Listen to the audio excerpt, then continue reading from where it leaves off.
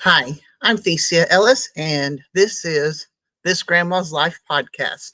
I don't know how long this one's going to be, and yes, those of you who are on video can see that I've got my robe on, and I don't care. It is cold.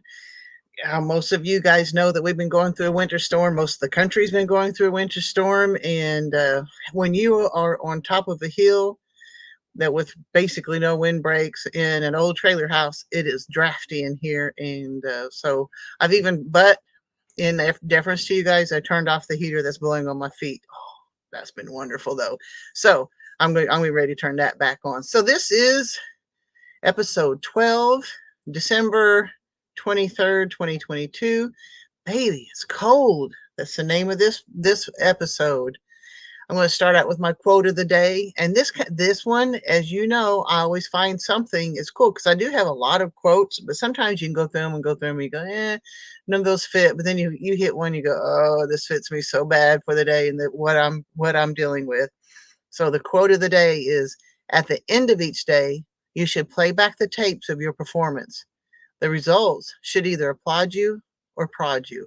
Jim Rohn. And I won't lie, the first time I read it, I thought when I read the results should either applaud you or what was the other word I had come across? It was, I don't know, it wasn't good because I've been feeling kind of not good about our situation in this house. Uh, Especially, I really did try hard to get us prepared for it, but I haven't felt good about it. So I have been playing back tapes. What should I have done differently? Can I do now to get us through another round? Because guys, we usually don't get this weather until January or February, and it's December. So as I said, at the end of each day, you should play back the tapes of your performance. The results should either applaud you or prod you. Jim Rohn. Okay, I'm going to show you my product of the day, and I don't know if it shows up back. Grandma's Homestead calendar. And I have to admit, there's some mistakes in it, but I'm really proud. That's Daisy and Waddles when we first got them. This is like in April when the peach tree goes. Oh, that's a picture of my beautiful granddaughter. Now that one, I have to admit, y'all might not be so interested in that one. And this is with my birds. But I have another baby I got to show you too because she's so cool. See, here's another picture of Daisy and Waddles when they got a little bit older. But and I got a picture of Mopar, my cat. This, guys, this cutie is my newest grandbaby. She just turned a year old last month. And I love this picture of her. So this is what you guys, I mean, yeah, it's got a couple of grandkid pictures in it, but a lot of it, most of it is what's going on the farm. So that's kind of what I'm trying to, and I'm selling them for $15. If you're interested, send me a direct message on any of my platforms, and we'll work out something for you. Farm happenings. Oh my gosh, guys, is it cold or what? I think it was 0 degrees. Now I know you guys like Toolman Tim up in Canada and Minnesota. You guys are used to this, but we don't have the infrastructure to be used to this ourselves. And even though I knew it was coming, you can only do so much to be prepared. Uh, I had spent a lot of the week getting straw, getting it laid down, trying to get things set up, and um, trying to make sure that I had everything I needed for all my animals to stay safe. And it was kind of interesting because yesterday morning at 4:30 in the morning, I heard the first gust of wind, and it was like, oh crap, there it is, it's here. And then I realized, so we've got the John Seskovich style chicken tractors, and I've got one of those inside with next to the mobile egg unit out there with my adult chickens and the pullets that are mixed with them now. And for some stupid reason, at 4:30 in the morning, and I heard that first gust of wind, I thought, oh crap, I have not anchored that John Seskovich style chicken tractor. In our wind, it has been known to blow and scoot across the ground. So I went and got my coveralls on, and it was kind of interesting because I think it said it was like 40 degrees, but it was dropping fast. I think just in the 20 minutes that I was outside, it had dropped from 40 to 30, and it was like a misty rain, but it was blowing hard and it was freezing on my glasses. But I knew I had to go out there. So I went out And of course, I scare my dogs anytime we go out in the middle of the night with your headlamp on and the dogs are coming running. I have to say, it's me, you know. So I went out there and I had already put straw all over the inside of the chicken tractor because I was thinking that was when the oh, that I was thinking that's where the pullets were going to be, and they were not. And so they were all underneath the mobile egg unit. So I'm thinking, crap, I'm not sure what to do here. And so they did not even use a straw. So I got to looking, and I found a piece of plywood that that I could put up for a windbreak for the chicken tractor and set that up. And I felt pretty good about that. I was going to go check on the pigs, but I knew they had a good safe place to be. And if I went over there with my lights and my dogs, that I'd wake up the pigs, and I didn't want to have to do that to them at 4:30 in the morning. So I felt pretty good. I just knew that I would not sleep, knowing that that chicken tractor was not anchored down. And yes, I did anchor it down anyway because I didn't want to blow it on top of anything else. So I got the chicken tractor anchored down. I got a windbreak put up with for the birds, and I don't know. I felt better about it. I could go back home, and I did eventually go back to sleep. But I won't lie, in this trailer house, mobile home, whatever you want to call it, the wind you hear is popping and groaning, and it's noisy, and it's actually very upsetting to me to hear all the noises this place makes whenever the wind blows. So, but I did manage to get back to sleep, and so far, um, we're the very next day in the afternoon, and so far my animals are doing pretty good. So that makes me feel a little bit better. But and I think it was 0 this morning, and I mean we're still under wind chill warning even this afternoon, and not the wind's not blowing like it was, thank God.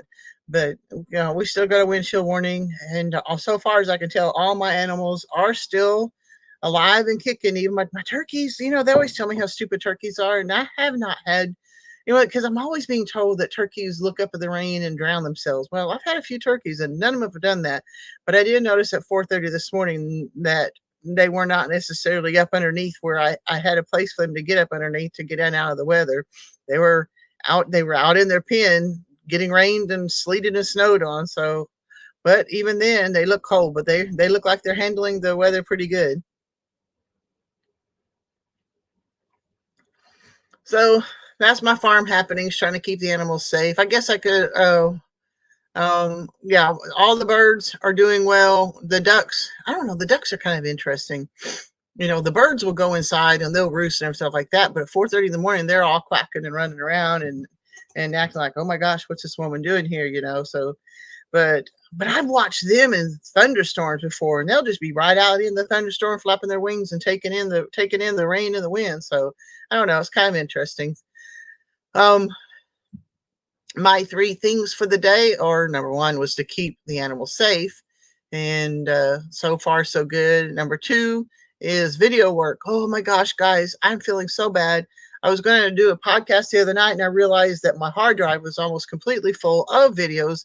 And what I do is, once I get them edited and I get them posted and the various places they're supposed to be, I have an external hard drive that I can put them on. Well, I've got so much footage between the this channel, this Grandma's Life podcast. I have, because I put that on YouTube, and I've got Grandma's Homestead. That's my main YouTube channel. And then I've got the Farm Animal Life, and I haven't posted anything on that for a while, but I've got a lot of footage. It just takes a while because I think so. Just the footage of that is like 45 minutes to an hour of stuff of just my animals. So I've got a lot of footage just between those 3 things that are taking up a lot of hard drive. So I had yesterday, instead of posting a podcast, I started working on getting some of my videos up and going, and I've got a long way to go, but I made some progress, and that's what needed to happen. And my 3 things, the third thing is this Grandma's Life podcast. So we're doing pretty good so far. All right, what I'm reading, I'm going to take you on the last installment of Dan Brown's Origin, and then we'll be done with this book. And so I can see some of the things. So you can, I don't know, because like I've said before, I love my novels. Love them. I love learning things. I mean, I read good for me books too, and I learn stuff from them too. But I don't know, just because I think when you read good for me books, you're concentrating and you're studying and you're going in depth, and that's okay. But like sometimes when you're reading a novel, you're enjoying the story, you're enjoying the movement of the story, and then there's a little tidbit or a snippet of something that catches your eye. You go, oh yeah, that's interesting. So this one is on page 581. It says, if the laws of physics were so powerful that they can create life, who created the laws? So I thought that was interesting, thought provoking if nothing else. And this is from the computer Winston. It is quite common for humans to sentimentalize the relationship with synthetic intelligence. Computers can imitate human thought process, mimic learned behaviors, simulate emotions, and appropriate moments, and constantly improve their humanness. But we will all do this simply to provide you with a familiar interface through which to communicate with us. We are blank slates until you write something on us, until you give us a task. So I thought that was interesting. Like basically what he's saying is we try to humanize computers, but they're just blank slates and they're just doing what we're telling them to do. Okay, tyranny and oppression are no match for compassion. That the fanatical shouts of the bullies of the world are invariably silenced by the unified voices of decency that rise up to meet them.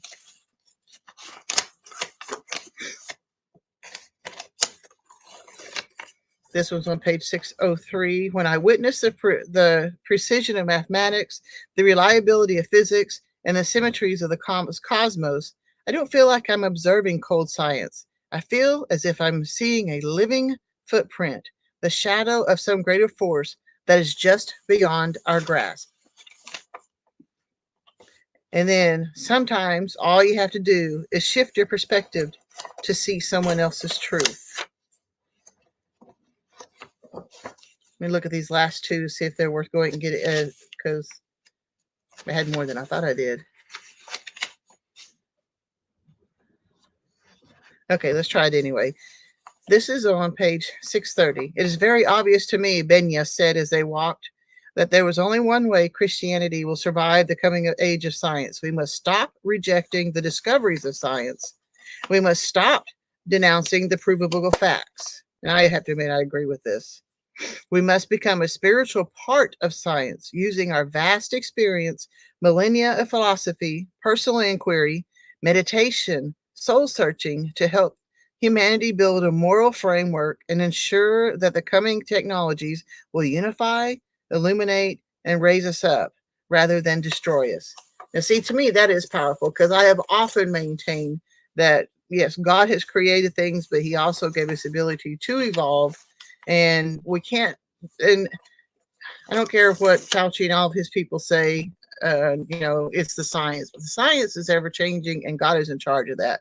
So this is the very last one. This is on page 632. He thought about all the religions of the world, about their shared origins, about the earliest gods of the sun, moon, sea, and wind. Nature was once the core for all of us. The unity, of course, had disappeared long ago, splintered into endlessly disparate religions, each proclaiming to be the one truth. So that's the end of Origins by Dan Brown. I just thought it was a lot of things in there were very thought provoking, and maybe some people think that they are controversial, and I guess they can be. But like on the one quote, it was saying that if all you do is just change your perspective a little bit. I'm not asking anybody to believe something different than what they believe, but don't be closed-minded. Don't be so caught up in the dogma of your own religion that you're not seeing a truth that God really does want you to see. So I enjoyed that book. I enjoy being thinking and some of the stuff that was in it. Agree or disagree, I don't care. It's up to you. All right, what's on my mind? This winter storm. Like I'm saying, I really did put a lot of thought and effort, and I really wanted to have a wood stove put in. But as you guys know, I'm in the middle of a bathroom remodel, and I've got holes in the floor where the plumbing is supposed to be. So we got them covered up. Don't get me wrong, but I do have holes in the floor on the north end of the house where the plumbing was, and I had wanted to have a wood stove put in 2 or 3 months ago. I actually bought and brought home a used wood stove, and it's still sitting in the front yard. And we are okay. I have a propane tank out front. I think it's 500 gallons, something like that. And the only thing it runs is my cook stove. Everything else in this house is electricity, is electric run, electric heat, electric air, lights and all that other stuff. So I've known all along that my um, weaknesses are in electricity, and so I really want to get the wood stove in. And yeah, they tell you that if you live in a mobile home that you can't get insurance on a mobile home with the wood stove in it. Well, you know what? This is a $2,500 home. I don't know that we're going to be able to ever get it insured anyway, and it's $2,500. If it burns down, I will do my best to save what's in it, and then I will start over. I've started over again. I've never had a fire, but I have started over more than once in my life. It's like I have talked about in one of my recent podcasts, and the pain of starting over. I'm not advocating not having insurance. I'm not advocating doing things that will make your place burn down. But I am saying that it is what it is. I'm going to do what I have to do. And I had hoped to at least get the wood stove. And I tried to keep it in perspective this morning because I was pretty low this morning. I was feeling pretty rough. I was cold, we're up to 58 degrees in here. It was 49 this morning in this room, and it's in the late upper 40s and early lower 50s. And all my heaters are running, and it's still that cold in here. And I'm going to have a tremendous electric bill. My most recent electric bill for a little trailer house, even with the skirting going, it was almost $400. So, I'm struggling. I'm expending the energy to try to stay warm, and I'm cold anyway, and I'm going to pay a fortune for this. So I was struggling this morning, and I'm better now. We went off and got some breakfast somewhere and got warm in the car and got warm in a restaurant. So my perspective's a little bit better now, but I do need to rethink things. Okay, why did I continue working on the bathroom whenever I knew that I did not know that this particular storm was coming until it was already, like they said last week. Well, that was not enough time for me to get my act together and get the wood stove in, because you know how long it's taken me to get this bathroom done. I wanted to finish the bathroom because while this bathroom is torn apart, even though I do have access to my granddaughter's bathroom, I don't like her bathroom, and it kind of invades her privacy. So we've been showering and stuff in the barn. Now I do have the toilet still hooked up in here, but basically my bathroom's been in an unheated barn. Now, the room itself is our hidey hole, and it can be heated, but even then, it only gets up to like 50 degrees while you're trying on a regular winter day. I asked Tom he's got a heater set up in there that's running all the time too, and he said that the water in the toilet had a ring of ice around it. So even with the heater running in the barn, in the heated bathroom, that my toilet's trying to freeze. So yeah, so I keep wanting to think I'm going to get this bathroom done so I can move on, get the wood stove done, and I might put a closet in over here in this one corner where it's not a hot tub, it was a garden tub. I'll probably put some sort of a closet in over there. But you know what? I'm done. I got to do some repairs on a few things, but I'm going to start doing what I need to do. And if it takes me 20 years and I'm 190 years old, I'm going to work toward the house that I want. I did not want this house. I didn't want to live. It was a deal as I was okay with living in the camper for a while, but not for 7.5 years plus. So therefore, my motivation was to get us out of the camper. And so when Tom brought this mobile home, it sat for over 3 years before we even did with it again. So all of this has been ongoing for way longer than it needed to. And now it's kind of like in the ball's in my court, and I've got to get it done. And I'm doing my best, but I'm not getting it done. So I've got to think about, okay, where do I expend my energy? and how can I prevent us from being like this in the future? So that's what's kind of going through my head right now. I'm getting there. I will get there. I am so very slow on that. And that was part of my what my main subject is too. Is where did I lack in preparation? Where did I lack? I don't think maybe I think one thing I should have done is, especially since I found out that my pullets were not staying in the chicken tractor anymore, I should have been training them to go into the mobile egg unit, and I need to do that. I need to start going out there in the evenings and catching them while they're asleep and putting it in the mobile egg unit so that they can get used to being in there. And so I think that was my biggest, well, besides the wood stove. I mean, far as my animals goes, that's one thing I needed to do. Where have I lacked focus? Where should I be focusing? Because if you think about it, what was it like John Willis says? It's wherever your eyes go, wherever you're thinking about. I'm not quoting it properly at all, but I'm giving you the perspective. Is that's where you will be going.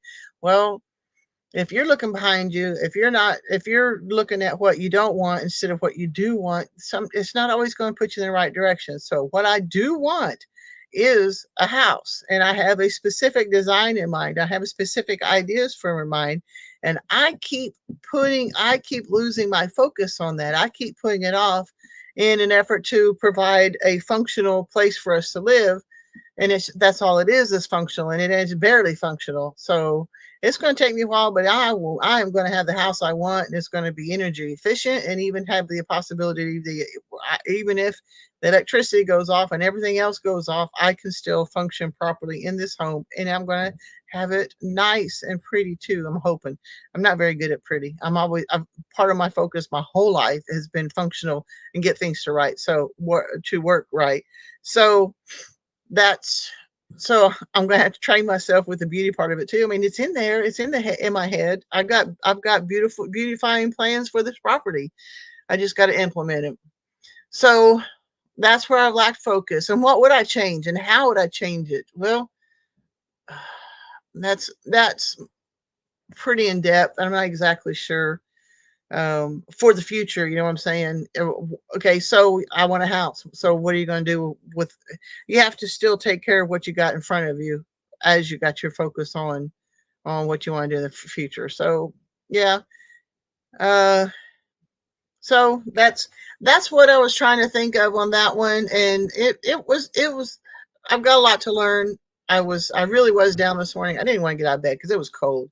Even the bed was a little bit cold. It wasn't that bad.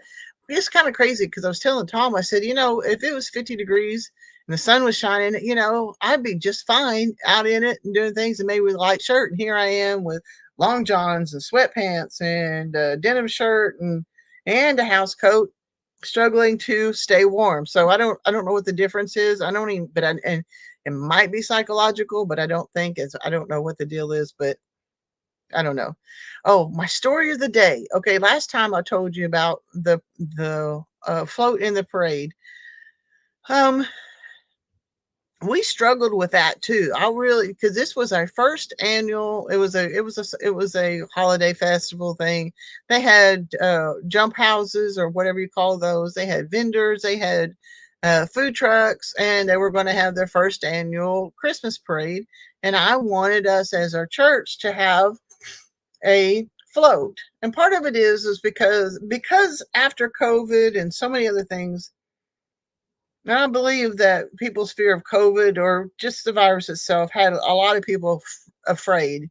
And we had a pretty thriving church, like so many other churches, and we still have a nice church. Don't get me wrong, and we it's good, but there's been lack of attendance, and as part of it is a lot of them are getting older, and a bunch of them can't even.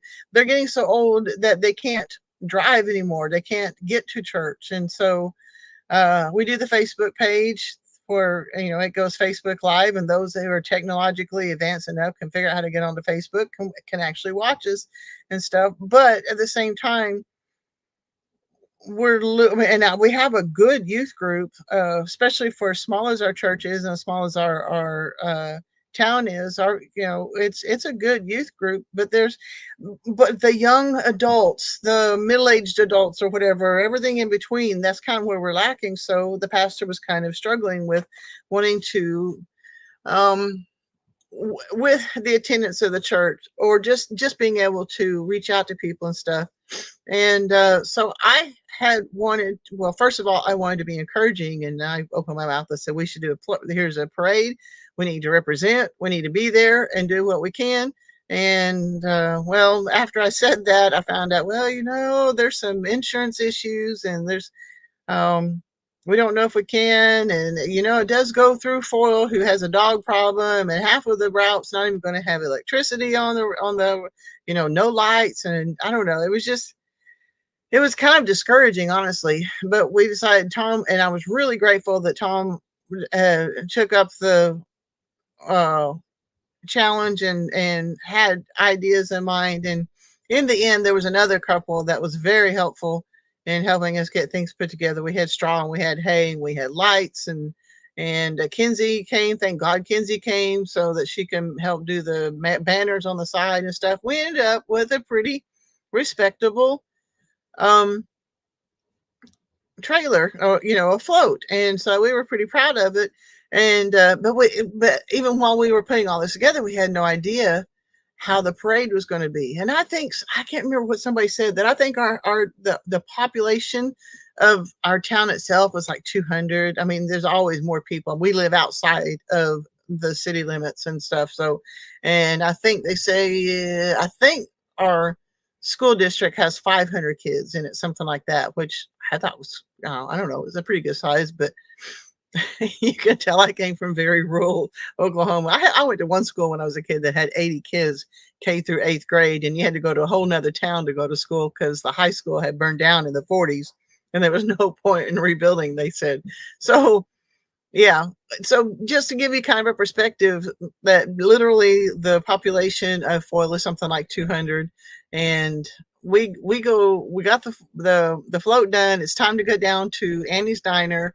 So that was the starting place. It's a mile trek. And so it goes from Annie's Diner all the way up Andy Payne Boulevard, which was old Route 66. So that's pretty cool too. And then it ends up there by Andy Payne Park. And Andy Payne apparently was a long distance runner back in the day. And that's the thing of our town. Okay. So we show up to Annie's Diner, and there are floats and cars and entries all over the place. It was so heartwarming to see the turnout. And I watched a video later the next day that they had posted on Facebook for it, and I counted 35 entries for this little town to participate in this first annual Foyle Christmas parade. And then what was kind of interesting too is our pastor came too. Now he comes and goes. He does as much as he can. He's a good pastor. I really like him. Even whenever he's had some pretty serious health problems off and on the last few years, and even when he doesn't feel good, he's doing his very best to be there. This truly is his calling, and he's riding on the float with us. And by the time we had done the track, now Tom and I walked behind, because that's part of the rules for the insurance is you had to have 2 adults walking. So I was really proud for Tom because he's not equipped to walk any distance. And in fact, I kind of lost him at one point because he got hung up talking to somebody and couldn't get caught up.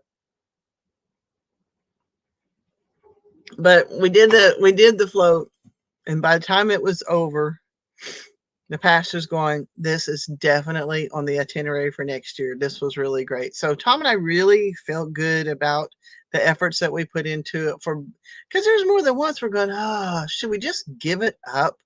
But I hadn't even told the pastor. I said, even if I can't have a float, if the insurance for our church won't let us have a float, I'm going to get some sort of pipe. I'm going to throw a sheet over it, and I will write Foyle Baptist Church, and I will walk it if I have to walk it by myself. Of course, any of you who know me at all knows that, yes, I am that hard-headed, that I am that persistent. So I'm really grateful that the float turned out as well as it did. I'm really grateful that we had a good time. It was a good time. It was fun and we teased because, okay, well, I'm talking about the population of Foyle, 200 something. If you got 35 entrants, who's going to be left to stand on this side of the road? And we actually had a pretty good turnout. And it kind of ended up that there was another town or two that was nearby that they not only did they put entries into the parade, but there are a lot of the people who from those towns came and stood on the side because it was kind of cold. I think it was in, can't remember. I think it was above freezing, but it was pretty breezy. I was just above freezing. I think in the 30s while we were walking, which it didn't bother me. It was good, because when you're walking, you're expending energy. It probably was cold if you're sitting on a float, though. One way or another, it was a complete success. I'm grateful for Tom for sticking with it and helping us get done. I'm grateful that we stuck to our guns and got it done. And I'm really grateful that it turned out as well as it did. So that's my story of the day. I'm really proud of it, and I'm looking forward to next year already. We'll have to see. It's kind of funny. You always say, "Oh, next year we'll do this, next year we'll do that," and then a year later you go, "What was we doing? What were we so excited about?" So my income producing activity of the day is the fold card. Now this is that prepaid debit card that I do like it. I don't, some of these guys that I listen to on podcasts and stuff, they're really into it. Of course, they can spend a little bit more money than I do too. But if you sign up with my link that's on down in the description, you can set you up it's the prepaid debit card. You can do stuff online too, so you don't even have to have a physical card, but it's a lot easier to have a physical card for other reasons too. So, but every time you spend, it doesn't cost you anything else. It doesn't cost you anything extra at all. But you go to the store. Like today, we went to a diner and had breakfast, and I paid with the fold card, and then it tells me you get spinning the wheel to see what you get and stuff, and you can actually get free spins and if you go with just the straight what they say, you get 1% of satoshis. So that's just a minuscule piece of Bitcoin, and it's not worth much, but it stacks up after a while, adds up. And so, or you can spin the wheel, and I think they've got a special going for the month of December where they're actually a lucky spinner will get a whole Bitcoin. And but other than that, you get 1 or 2% of satoshis and stuff. And my stuff is stacking up pretty good, and I'm getting pretty happy with it.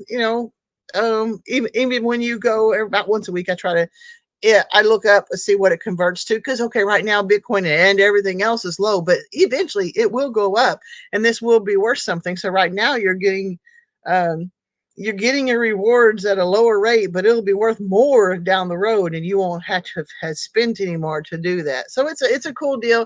Go look down the link below for the fold card to get your prepaid debit card that helps you earn some satoshis and get into the Bitcoin thing. All right, guys, I'm going to get ready to go here where I can be found. I am on Grandma's Homestead, my YouTube channel. I also have a Farm Animal Life YouTube channel. I have not put out anything recently. I will, though. I've got plenty of footage for that, too. And I am on Instagram as Thesia Ellis. TikTok is at Thesia Ellis. Facebook is Thesia V. Dayhoff Ellis. MeWe, I'm Thesia Ellis. Twitter at Thesia E. So that's all I got for you guys today. I really pray that you guys are staying warm. I'm sorry that that Elliot this winter storm has blown through and it caused so much grief for so many people. It's already I think we're up to 17 degrees today, and then tomorrow it's going to be even a little bit warmer. And I think on Sunday we might get above freezing. So even though it's been the last couple of days been kind of miserable, it doesn't last long for us here in Oklahoma, and I'm grateful for that. So guys, live until you die. Get up, get off the couch, find something to do. Anything, find something to do. Okay, or not necessarily anything. Make sure it's legal. Make sure it doesn't get you hurt. All that other happy stuff. But find something to keep you interested in life and keep you going. Like I said this morning, I was not motivated to get out of my bed, but I did, and I'm happy. I'm here, and I'm talking to you guys, and I'm going to live. So live, guys. God bless. I'll see you next time.